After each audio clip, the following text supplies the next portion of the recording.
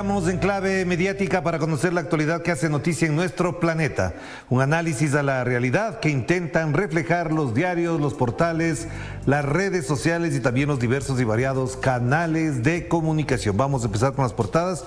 Y el de la República sobre Perú, efectivamente un tema todavía difícil de abordar si es que uno se queda colgado de las portadas de los periódicos que auparon la desestabilización en ese país en contra de Pedro Castillo, ahora detenido. La República dice ahora parecería que están limpiándose de culpa, lavándose la conciencia.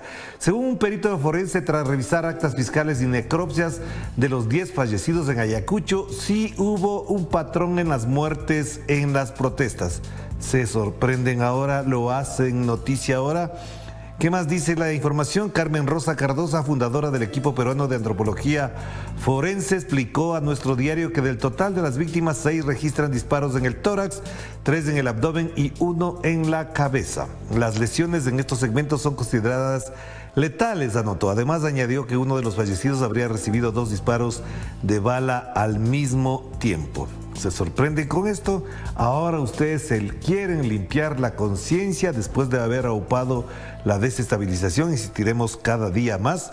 Y por supuesto, esto da cuenta de la situación en la que se encuentra Perú, que solamente tendría solución, como dicen varios analistas y expertos y además algunos demócratas de ese país, con la renuncia de la señora Dina Boluarte y también la convocatoria inmediatamente, no a una elección presidencial que volvería a enturbiar las aguas, sino más bien a una asamblea constituyente. Si la señora Dina Boluarte quiere lavar su conciencia, tendría que hacer eso, dicen algunos. Esta noche en Clave Política abordaremos el tema y además lo que no se publica abiertamente en los demás medios de comunicación de América, porque sabemos que no se abordan estos temas cuando se tratan de procesos como estos, dice: aymaras y otros grupos sociales en camino a Lima. Manifestantes que venían a Lima a participar en la marcha del jueves permanecían detenidos en Pisco. En tanto, aymaras y pobladores del sur iniciaron el viaje hacia la capital del país. No se olviden que esto lo estamos reportando diariamente en nuestros espacios informativos. Pasamos al Espectador de Colombia, que también destaca la fotografía de la marcha. Esto sí, en este diario se ha destacado esta marcha. Dina asesina, dice la pancarta que se lleva en mano esta señora de la marcha hacia Lima y cierra el Congreso. Alerta en el Perú. ¿Qué más dice acá? Alerta en el Perú, una masiva movilización de manifestantes que pide desde la renuncia de la presidenta Dina Boluarte hasta la disolución del Congreso arrancó desde el sur del Perú con la intención de llegar a Lima. El gobierno decretó el estado de excepción y la policía vinculó la protesta con el grupo guerrillero Sendero Luminoso. Lo mismo que hacen todos los mandatarios neoliberales cuando se trata de la protesta nacional, de la protesta popular.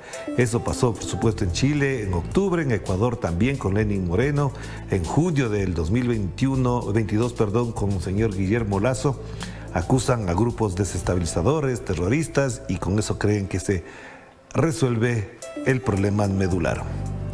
Pasamos ahora al pueblo de Bolivia. Basta de agresiones, periodistas exigen igualdad y respeto a su labor. A propósito de lo que ha pasado contra la prensa, trabajadores de medios estatales y privados demandan consideración para sus colegas amenazados y agredidos en los conflictos protagonizados por la Unión Juvenil Cruceñista, que la dirige, por supuesto, el señor Fernando Camacho. Una protesta masiva en distintos espacios y lugares de parte de los trabajadores de los medios públicos y privados también. Y en la parte inferior, lo que no se publica generalmente en los medios de comunicación, Chuquisaca le dice sí a la democracia y pide justicia a propósito de la situación que se vive en ese país.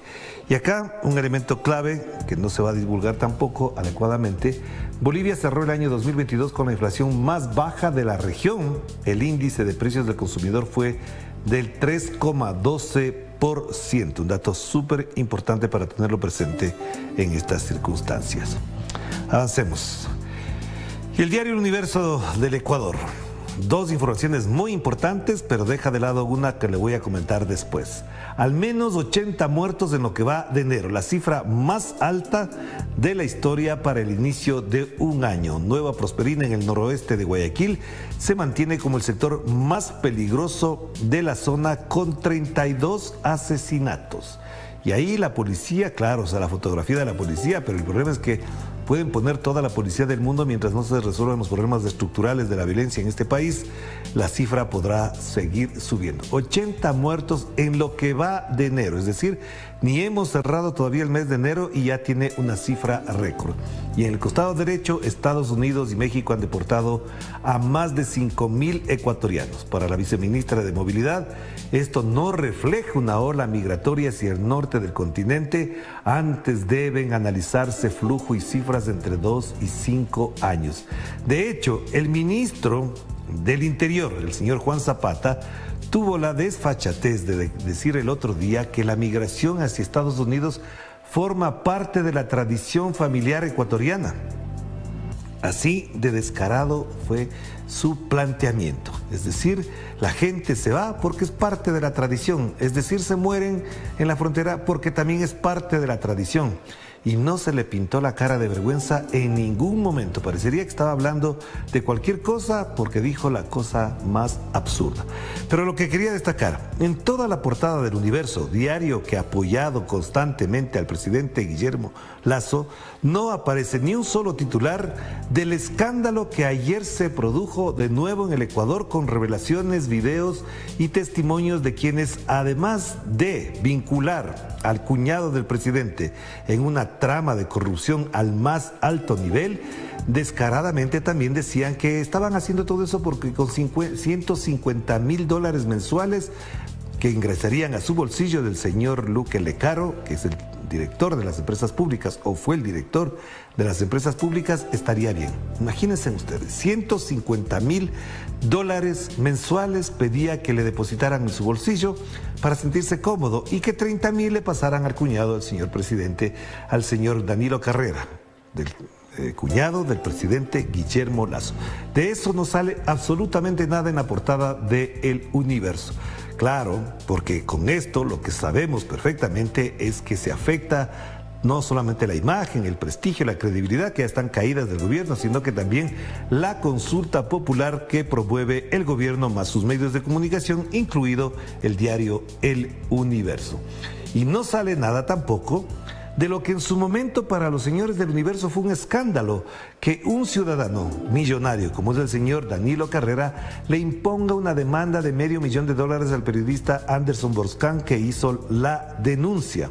Si los señores del Universo en su momento fueron afectados, dolidos, victimizados, porque en su momento Rafael Correa, frente a una publicación absurda de uno de sus periodistas, hizo todo un escándalo mundial y después incluso organismos internacionales le dieron la razón al Universo, ahora ni siquiera se solidarizan con un periodista que está siendo demandado por el cuñado del presidente de la República por $500,000. De esto no sale nada en El Universo. Ahí tienen ustedes.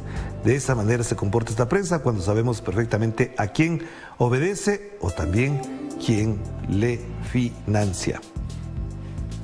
El Tiempo de Colombia, a propósito de algunos temas que están en el debate de Colombia, obviamente, el tema de los desaparecidos, un frente que no despega en la paz con las FARC. Según la Justicia Especial para la Paz, al menos 2,000 secuestrados nunca volvieron a sus hogares. A esa lista se suman centenares de menores de edad reclutados y ejecutados en virtud de juicios revolucionarios, lo pone juicios entre comillas. Tras 6 años del acuerdo, el compromiso de esa guerrilla de ayudar a recuperar los cuerpos de sus víctimas sigue con un saldo en rojo. Un informe especial del diario El Tiempo. Pero lo que nos gustaría destacar es esto. Petro descarta subir la edad de la pensión jubilar. Primero renuncio antes de subir la edad pensional, dijo ayer, y esto obviamente tocará las conciencias en Ecuador a propósito de que el señor Guillermo Lasso conformó una comisión para incrementar el número de las pensiones y el número de la edad de la jubilación de los ciudadanos ecuatorianos afiliados a la Seguridad Social. Petro, en cambio, dice que primero renuncia. Aquí está.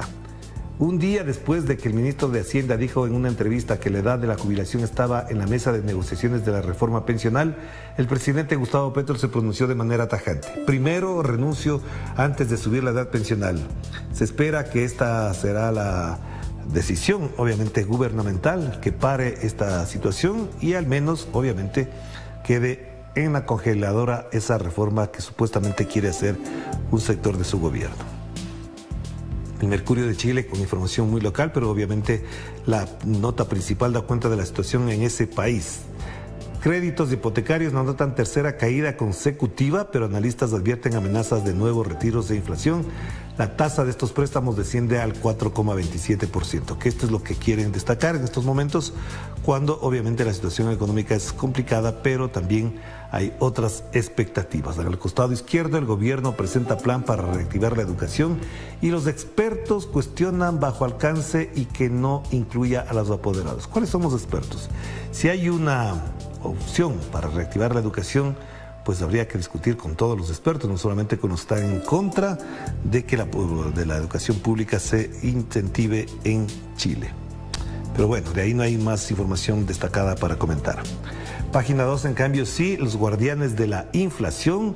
La discusión alrededor de los precios en Argentina sigue latente, con una campaña mediática de estigmatización de la participación gremial, sobre todo de los camioneros. La oposición intenta impedir la fiscalización oficial para que se cumplan los precios y el abastecimiento acordados en el programa Precios Justos. En una insólita defensa de las subidas sin control, el gobierno porteño habilitó un teléfono no para denunciar las alzas indebidas, sino a los sindicalistas.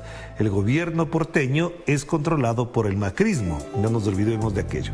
Los guardianes de la inflación, es decir, que se mantengan los precios altos para que ciertos sectores de los empresarios sigan incrementando los precios y obviamente sigan embolsicándose millones y millones de pesos en su bolsillo. El debate sigue latente, como digo ahí. Avancemos a los portales informativos. La marcha de campesinos peruanos avanza hacia Lima para marchar contra la presidenta. Desde Cusco, decenas de campesinos partieron hacia Lima para unirse a la marcha para exigir elecciones y la convocatoria a una asamblea constituyente. Esta marcha tendrá su impacto visible, real, contundente el día jueves, que calculan llegará a la capital peruana. Esta es la información de última hora que se tiene. Imagínense ustedes, a la hora de la madrugada sigue la marcha. Y en el costado derecho, la Fiscalía brasileña acusa a 39 personas por intentona golpista. Y tiroteo deja al menos 8 heridos en Florida, Estados Unidos. Ahí tienen ustedes. Ya otra información que me estoy olvidando de pasar. El juez peruano admite pedido de habeas corpus para Pedro Castillo. Falta la O ahí, se les fue la O en este titular. En Sputnik, en cambio, la información principal es que el jefe del Estado Mayor británico reconoce que la ayuda a Ucrania debilita a su ejército. Podría ser más directo el titular. Efectivamente, el apoyo sostenido, permanente y total que tienen a Ucrania está afectando a cada uno de los países que se han involucrado en este tema. En el costado derecho, información también de última hora, bloqueos y amedrentamientos. Los peruanos denuncian el asedio policial en distintos puntos del país. Y información que tiene Sputnik aquí, dimite el presidente de Vietnam. Esta información ocurrió hace más o menos una hora y seguiremos el detalle de cuál fue la causa de la dimisión del presidente de Vietnam. Esto es como lo más relevante esta hora en Sputnik. Y cerremos con la agencia EFE. En Estados Unidos, el presidente Joe Biden recordó a Martin Luther King y su legado de unidad y no violencia. Ojalá ese legado se hiciera realidad con todo lo que pasa en ese país, con el racismo y la violencia contra los afroamericanos. Miles de estadounidenses recordaron este lunes a Martin Luther King en el día festivo que conmemora el que habría sido su 94 cumpleaños, una jornada de reivindicación. Al costado derecho, en El Salvador cumple 31 años, lo que mencionábamos ayer, 31 años del fin de la guerra y la exguerrilla advierte retrocesos. Elon Musk, ahora dueño de Twitter, uno de los hombres más ricos del mundo, se enfrenta a un juicio por fraude bursátil por un tuit del 2018 sobre Tesla, esto que se venía arrastrando desde el año pasado. Y la Organización Internacional de Trabajo prevé que el empleo global solo crecerá en 1% en el 2023 por la desaceleración en el mundo en general. En otros países incluso habrá retrocesos en esto, pero en general, según esta organización, el empleo crecerá apenas en 1% en el 2023. Con respecto a la tasa de crecimiento poblacional en general, esto no satisface la demanda laboral.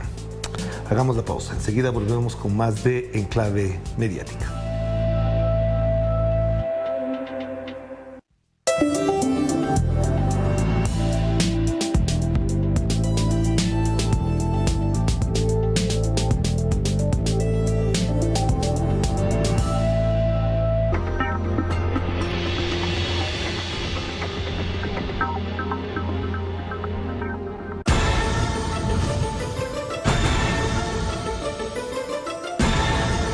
mueven las fichas? ¿Qué intereses motivan a los actores detrás de cada suceso?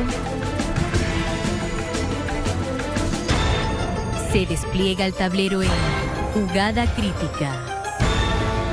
Indaga cada acontecimiento de lunes a viernes, solo por Telesur.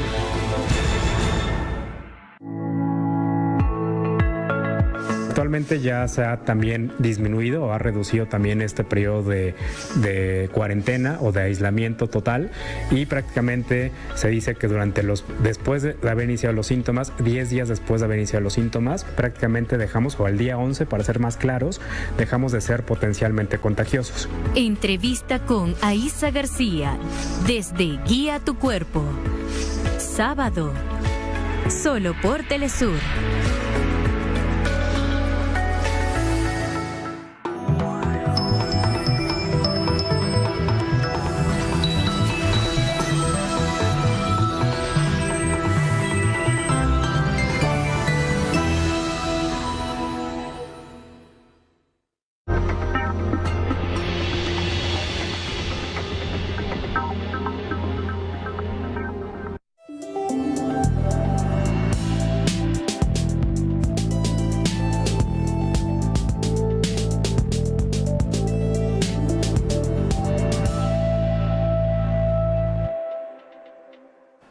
Regresamos, estamos con ustedes con Enclave Mediática, el programa de Telesur que hace un análisis del tratamiento de la prensa sobre nuestra realidad. En Perú, la marcha popular de los Cuatro Suyos contra el Ejecutivo y el Legislativo peruano está siendo duramente hostigada y reprimida a lo largo de todo su desplazamiento hacia Lima, la capital de este país andino. Las manifestaciones de solidaridad de los pueblos originarios para los marchistas, de los transportistas y de los miles de ciudadanos que extienden su apoyo a la protesta contrasta con el asedio y la represión violenta de las fuerzas de seguridad. Amparados en el estado de emergencia, bloquean caminos, detienen dirigentes y allanan las sedes gremiales. Veamos.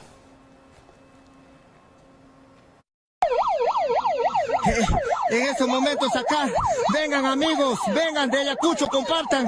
Nuestros amigos del Braille fueron lanzados desde arriba por los efectivos policiales. Acá la prensa estamos, acá vengan, Frente de Defensa, diferentes entes institucionales, Defensoría del Pueblo, la Fiscalía, que vengan, tenemos pruebas. Cumplió 14 días en huelga indefinida. En localidades como Andahuaylas y Uripa, la población permanece en las calles. Aquí no es pequeña, minúscula, es una gran multitud, toda la población nos organizamos aquí por una causa. A veces dicen aquí, nuestros funcionarios, la señora Dina dice, pequeño grupo, hasta nos trata terrorista. Aquí no somos terroristas, no delincuentes, nada, hermanos. Por una causa, por nuestros hijos, estamos luchando. De manera simultánea, cientos de pobladores de esta región partieron en un segundo bloque con dirección a Lima. El objetivo, participar de la llamada Marcha de los Cuatro Suyos. Estamos yendo a luchar, a sacarlos a esos corruptos del Congreso, a la señora Dina Boluarte, votarlos prácticamente. Es una persona no grata en el Perú prácticamente. Y decir no, es un sacrificio que hacemos acá nosotros. Alrededor de 35 puntos de las vías de comunicación de este departamento continúan bloqueados. Nosotros no estamos, como dice ellas, ¿no? Unos cuantos que es nuestro antojo, a nuestra manera, no. Acá estamos en pie de lucha y lo que ha declarado la señora es una provocación y nosotros vamos a levantarnos todos, señores. En estas localidades el paro es total. Mercados y establecimientos comerciales permanecen cerrados en señal de protesta contra el gobierno de la presidenta designada Dina Boluarte y el Congreso. Sí, acá estamos 100% pacíficos, tranquilos, ya estamos casi 20 días en pie de lucha, como el pueblo mismo, con las autoridades policiales conocen, que acá no pasan, no se atenta contra los derechos de nadie, de ninguno, más bien están sumando a día, con pequeños, ancianos, ancianas, todos están sumando, acá libremente participan. Al igual que en Apurímac, las manifestaciones se extendieron a otras regiones del norte y oriente del país. La próxima jornada de lucha se realizará el próximo jueves 19 y viernes 20 en todo el país. Sin embargo, en Lima será la concentración más importante, a donde miles de peruanos de distintas partes del país se encuentran dirigiéndose como en este caso, por ejemplo, desde la región Apurímac, quienes viajan de distintos modos, en camionetas, en combis, en camiones y en distintas vías y medios de transporte. Desde la región Apurímac para Telesur, Jaime Herrera. Y en Bolivia, los trabajadores de la prensa realizaron un plantón frente a la sede de las asociaciones de periodistas en La Paz para denunciar la discriminación que sufren de parte de sus dirigentes, que solo reclaman por los trabajadores de los medios conservadores tradicionales. Veamos. Este es un plantón contra los dirigentes de los gremios del periodismo en La Paz. Adriana, en plena transmisión, fue agredida por activistas de la derecha que realizaban un mitin en un barrio residencial de La Paz. Al momento en que he recibido esta agresión, yo estaba haciendo mi reporte, entonces ha sido muy complicado reconocer a estas personas. Incluso cuando había recibido este golpe en la cabeza, se me acercó una persona y me dijo, no está sangrando, pero igual la vamos a hacer sangrar. En Yungas, área rural de La Paz, la derecha quemó equipos de radios comunitarias.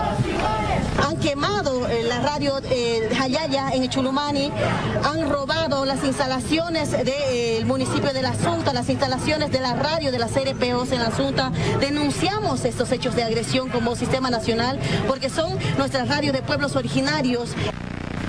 En Santa Cruz, trabajadores del canal estatal Bolivia TV han sufrido violencia y permanentes amenazas.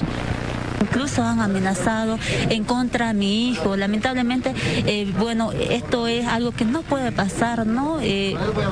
Violan todos nuestros derechos y lo más lamentable es que yo también me dejan desconcertada porque yo soy madre soltera. Nos ha hostigado en todo este tiempo, es más, incluso hasta nuestros familiares. Nosotros como medio de comunicación hemos tenido que suspender nuestras actividades, hemos tenido que suspender nuestra programación de Santa Cruz por la amenaza latente de una toma del edificio y quema.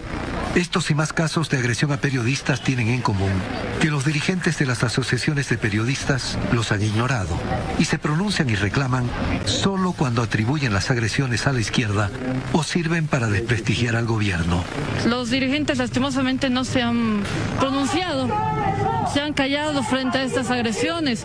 Y es lamentable que no nos ayuden y que no nos colaboren las asociaciones de la prensa. Muchas veces se ha enviado carta para esperar un pronunciamiento, sin respuesta alguna. Creo que ellos, ¿qué están esperando? ¿Que nos maten? Durante el reclamo de los periodistas y trabajadores de la prensa, en la sede se dijo que los dirigentes no estaban allí. Más tarde emitieron un comunicado en que califican a quienes reclaman como empleados y periodistas de medios estatales o cercanos al oficialismo y rechazan que solo salgan en defensa de los periodistas que ellos mismos definen como independientes, porque trabajan en medios favorables a la derecha. Freddy Morales, Telesur, Bolivia. Y ahora veamos el siguiente tuit publicado por el investigador Julián Macías Tobar a propósito de la campaña de desinformación sobre fraudes electorales, una de las cosas que hemos venido señalando en este espacio y por supuesto en enfoques de esta naturaleza. Veamos lo que dice Julián Macías Tobar. El golpe de Estado en Bolivia y los intentos de golpe en Estados Unidos, Brasil o Perú fueron consecuencia de campañas de desinformación sobre falsos fraudes electorales. Esta propaganda antidemocrática también opera en España y está financiada con dinero público. Abre el hilo, pero mientras tanto veamos las tomas de pantalla que hace, como por ejemplo lo que ocurre en Brasil, lo que pasó también obviamente en Estados Unidos no está aquí destacado, pero fundamentalmente lo que ocurrió hace pocos días en Brasil. Las sospechas de fraude electoral en Brasil señalaban algunos medios de comunicación. El Ministerio de Defensa de Brasil no descarta el fraude en las elecciones presidenciales y los brasileños se mantienen en las calles para exigiendo la transparencia electoral. Todo esto se publicaba previamente a estos intentos de golpe de Estado, tal como ocurrió por ejemplo en Bolivia o ocurre en estos momentos en Perú. Veamos la siguiente publicación y dice, a propósito de lo que ocurre también en España, la Gaceta perteneciente a la Fundación Disenso de Vox y Estado de Alarma, ambos financiados con dinero público, realizan campañas antidemocráticas de desinformación con colaboradores como Mamela Fiallo, Panama Post, perteneciente a Atlas Network y que es habitual a los CPAC. ¿Qué refiere esto? Obviamente estas campañas de desinformación que están financiadas, coordinadas por esta organización Atlas Network, de la cual son activos militantes, algunos dirigentes de la derecha latinoamericana, por ejemplo en el Ecuador, muy reconocidos quienes ahora apoyan directamente al presidente Guillermo Lasso o participan directamente en su gobierno. Aquí, por ejemplo, hay información a propósito de estas publicaciones desarrolladas por la Fundación Disenso de Vox y Estado de Alarma. Ahí están, que tienen a estos personajes, llamada Mamela Fiallo, que hace todo lo que tiene que ver con el desprestigio al progresismo europeo y latinoamericano.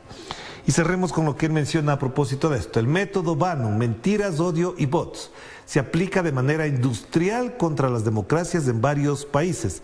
La conexión, formación, financiación de sus políticos, medios e influencers se realiza a través de organizaciones como Atlas Network, CPAC, El Yunque y Carta de Madrid, de la cual son suscriptores algunas figuras, como por ejemplo ahí en la parte inferior se menciona a Guillermo Lasso Mendoza, quien aceptó firmar la Carta de Madrid.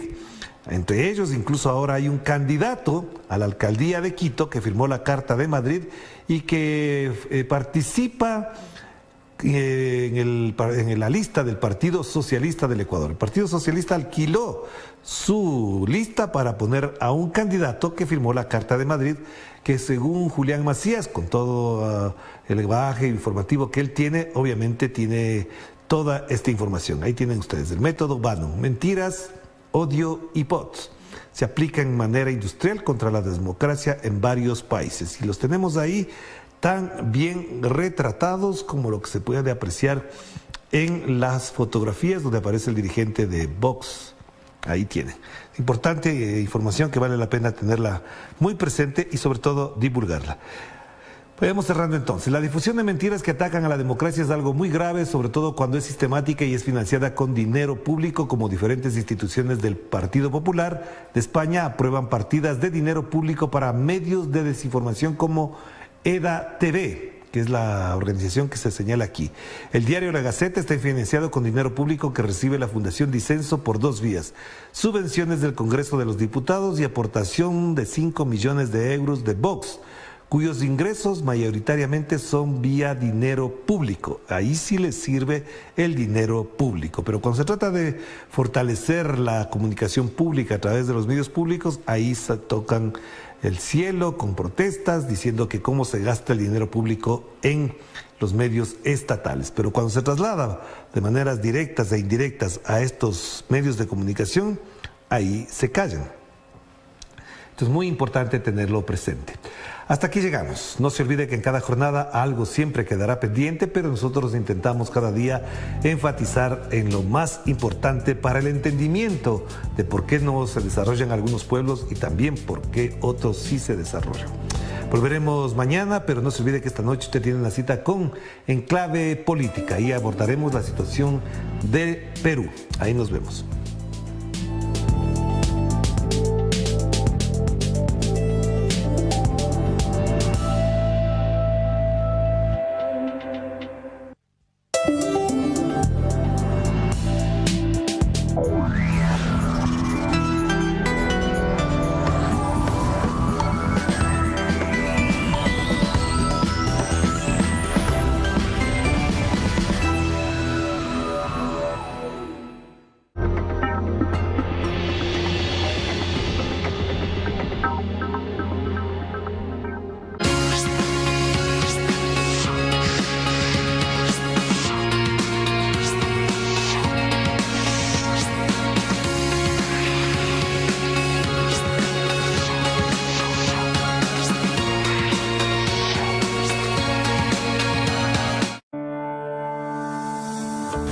¿Qué tal? Soy Yerani Flores, les saludo desde el estudio B de Telesur. Bienvenidos y bienvenidas aquí a Tu Cuerpo.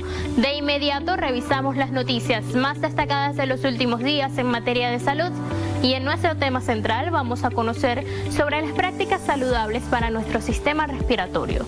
¿Qué podemos hacer para potenciarlo? Ya lo veremos más adelante. Primero les invito a revisar las breves en salud.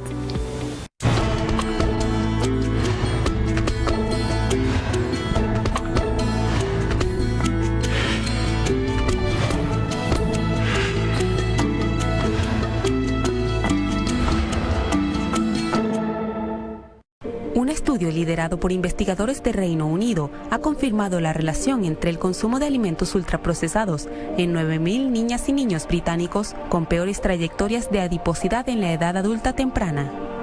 Los especialistas de Reino Unido indican que cada vez hay más pruebas que relacionan el consumo de refrescos, aperitivos envasados, panes de producción masiva y algunas comidas preparadas que generan la obesidad, diabetes tipo 2, enfermedades cardiovasculares, cáncer y otros problemas de salud en los adultos. Este trabajo es el primero que evalúa la asociación entre el consumo de alimentos ultraprocesados en la infancia y los cambios de peso a largo plazo. Según los expertos en salud, para reducir la obesidad en el mundo se necesitan urgentemente medidas de salud pública sólidas que promuevan y eliminen las barreras de acceso a los alimentos mínimamente procesados y desalienten la ingesta de ultraprocesados. Los alimentos ultraprocesados son formulaciones industriales de ingredientes que se someten a una serie de métodos físicos, químicos y biológicos. Suelen ser más densos energéticamente y más pobres desde el punto de vista nutricional, en comparación con las alternativas menos procesadas. Además, están diseñados para ser baratos, agradables al paladar, duraderos, cómodos y atractivos.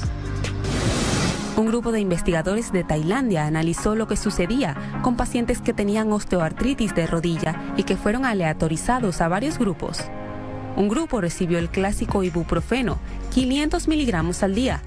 Otro grupo usó extracto de cúrcuma, es decir, curcumina, y un grupo control. Entre sus conclusiones, revelaron que el grupo que consumió curcumina tuvo una reducción en el dolor y en la movilidad igual de buena que el grupo que consumió ibuprofeno, es decir, este antiinflamatorio no esteroideo. Esta experticia realza la importancia de la curcumina, un pigmento amarillo donde se encuentra principalmente la cúrcuma, que es un polifenol con propiedades antiinflamatorias, y la capacidad de aumentar la cantidad de antioxidantes que produce nuestro propio cuerpo. Aunque una de las trabas que tienen este tipo de suplementos naturales como la curcumina es que no está estandarizado su uso y es difícil saber el punto de calidad. De allí, la importancia de disponer de recomendaciones generales a los pacientes con respecto a estos productos alternativos y quienes están a favor del uso de extractos naturales para la curación, tomando en cuenta que el perfil de efectos secundarios en el grupo que usó cúrcuma fue que estos tuvieron menos problemas gastrointestinales. En Francia, durante el pasado mes de diciembre se registró la llamada triple epidemia, con una alza exposición de casos de 3 enfermedades graves, tales como el COVID-19, el aumento de una gripe precoz que empeoró la situación de atención en los hospitales y número de muertos. Entre estas dos también se registraron casos de bronquiolitis, una infección pulmonar en el sector de los recién nacidos. Alors cette triple épidémie, nous arrivons à une phase un petit peu plus calme en ce qui concerne le Covid et la bronchiolite, puisque concernant le Covid, nous sommes redescendus à des niveaux où le virus circule beaucoup moins. Pour ce qui est de la bronchiolite, nous sommes descendus maintenant à un niveau qui est à peu près celui des pics des années précédentes, donc un niveau qui reste très élevé mais qui va en s'améliorant. Par contre, la grippe, et cela m'a été confirmé par les soignants du service des urgences, il y a une explosion de cas de grippe avec également des cas graves qui font que les services de réanimation d'une façon globale sont saturés. Antes de las celebraciones de fin de año, la primera ministra francesa, Elisabeth Borne, insistió en su llamado a la vacunación y al uso de mascarillas para prevenir la triple epidemia, COVID, gripe, bronquiolitis, y cortar con ello la cadena de contagio. Vous savez que depuis quelques semaines,